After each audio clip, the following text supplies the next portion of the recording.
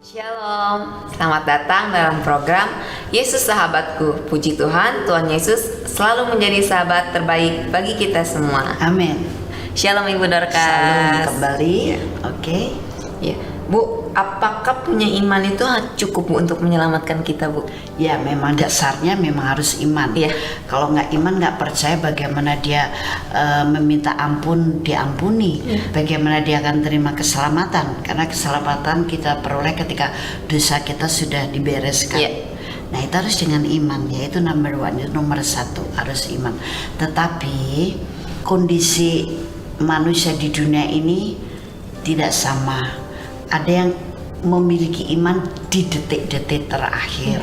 Misalkan selagi dia masih oke hidupnya, sehat, tidak kekurangan suatu apapun, sehingga pikirannya ditutup oleh ilah-ilah zaman kini. Iya.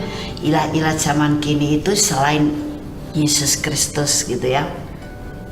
Ya roh-roh dunia, ya berhala-berhala yang lain, ikatan hal dengan duniawi yang lain gitu. Sehingga sulit untuk menerima apalagi percaya tentang Injil. Tapi ketika kemudian detik-detik terakhir bisa saja tiba-tiba dia dibukakan oleh Allah Sang Pencipta tentang kebenaran alam roh. Oh, ternyata aku harus minta ampun karena dosaku terlalu banyak. Dan tiba masuk pengertian penebus dosanya Yesus Kristus. Benar, hari itu dia minta ampun. Atau mungkin di detik-detik terakhir ada orang memberitakan Injil ini kembali.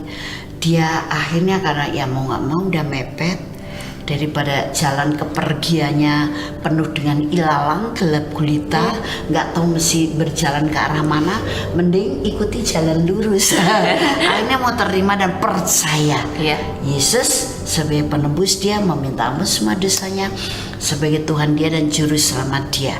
Nah, saat itu ya memang terus diselamatkan, walaupun di sorga itu ada ranking-rankingan loh, Febe. Ada ranking yang paling dekat dengan kemuliaan Allah, tapi juga ada ranking yang di tempat yang lebih jauh. Tentu yang lebih jauh itu lebih gelap daripada yang dekat kemuliaan Allah gitu. Ini yang dikatakan disitulah akan terjadi ratat dan kertak gigi, tanda penyesalan. Aduh, kok saya dulu masih hidup, sekarang ya puji Tuhan aku selamat, tapi kok di pinggiran kan. Ya harusnya kita lebih dekat dengan kemuliaan Allah, lebih dekat, bahkan kita ada di situ. Karena hidup kita selama kita masih tinggal di dunia itu menjalani kehidupan yang memuliakan Allah. Jadi kemuliaan Allah itu memancar di dalam kita, dari kemuliaan satu ke kemuliaan yang lain gitu. Nah, makanya ketika kita masih punya waktu, mari jangan ditunda-tunda.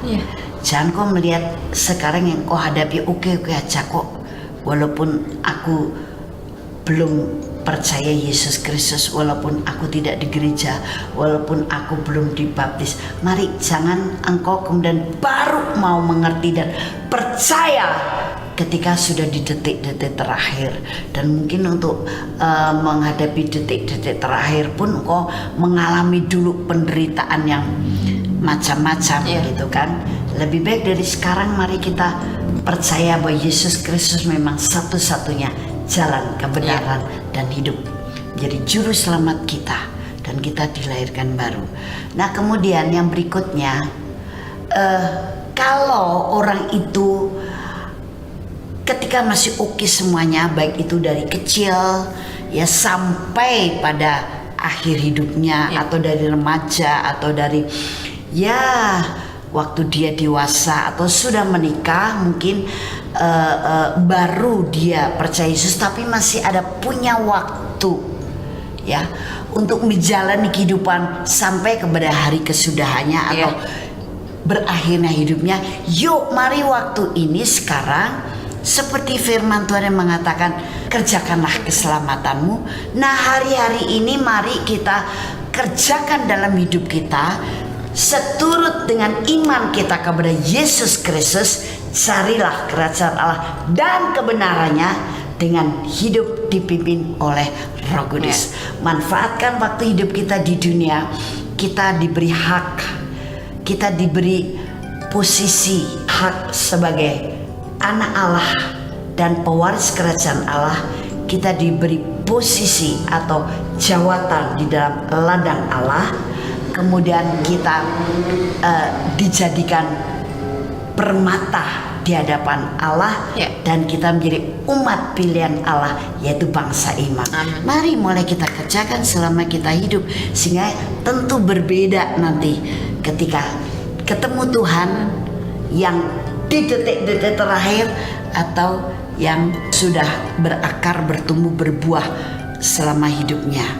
Tapi kalau kondisi tertentu memang tidak memungkinkan dulu bertobat karena tidak ada yang memberitakan Injil, atau dia tidak tahu sama sekali tentang kebenaran Injil ini. Pada akhirnya detik terakhir ada yang datang memberitakan Injil. Itu kan dia tidak rekayasa karena dulu hidup nggak mau bertobat, baru sekarang mau bertobat, enggak. Akhirnya dia bertobat, yaitu tetap selamat. Tapi sekali lagi, mahkota, kemudian tempat kita berbeda, posisi dan ranking. Amin, Febe. Amin, Bu. Oke, puji Tuhan. Kita berdoa buat umat Tuhan yang sekarang ada, supaya mereka mengerjakan keselamatan dengan baik. Betul. Haleluya. Kami berdoa dan sehati untuk setiap umat Allah sekarang masih diberi kesempatan menjalani kehidupan ini.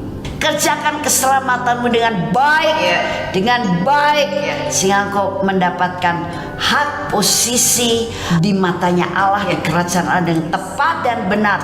Akan jawatanmu dan kehidupanmu adalah kehidupan yang luar biasa. Amin.